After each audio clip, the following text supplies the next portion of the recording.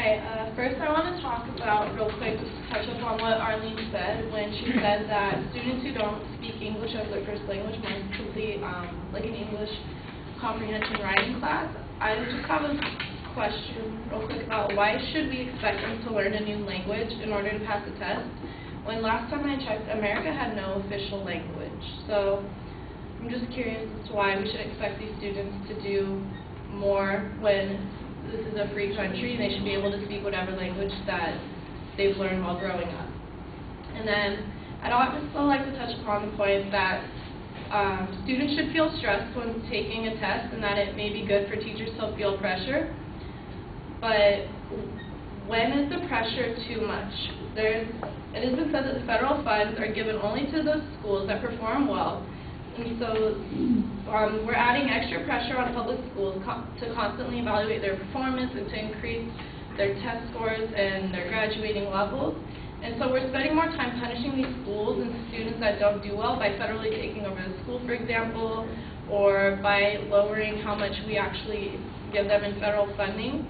And so this added pressure can become too much. And when teachers are being discouraged after all their hard work, it's resulting in a decrease in the supply of good teachers within our public school system.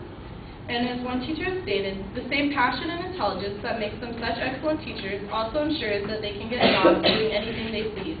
Teaching for them is a labor of love. But I predict that when an onslaught of testing prevents them from putting that love into practice, they will flee, leaving the system even more pressed for teachers than it already is.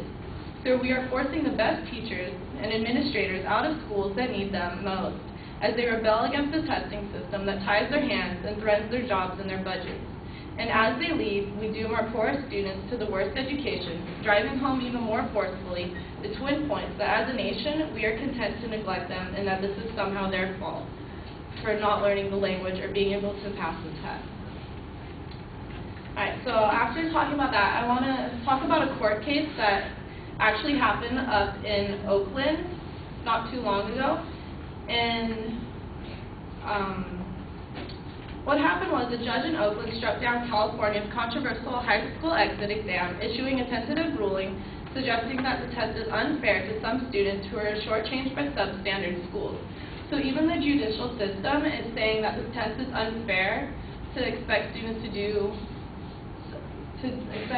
to pass at certain schools because they're just not prepared at those schools, whether their funding's been cut or they have just not teachers who are really passionate about their career. And so what he did is he put a tentative hold on the students who are going to be losing their diplomas.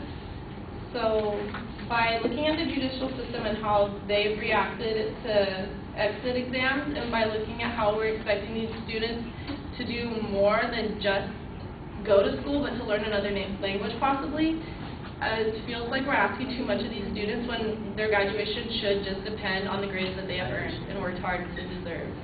Okay, thank you.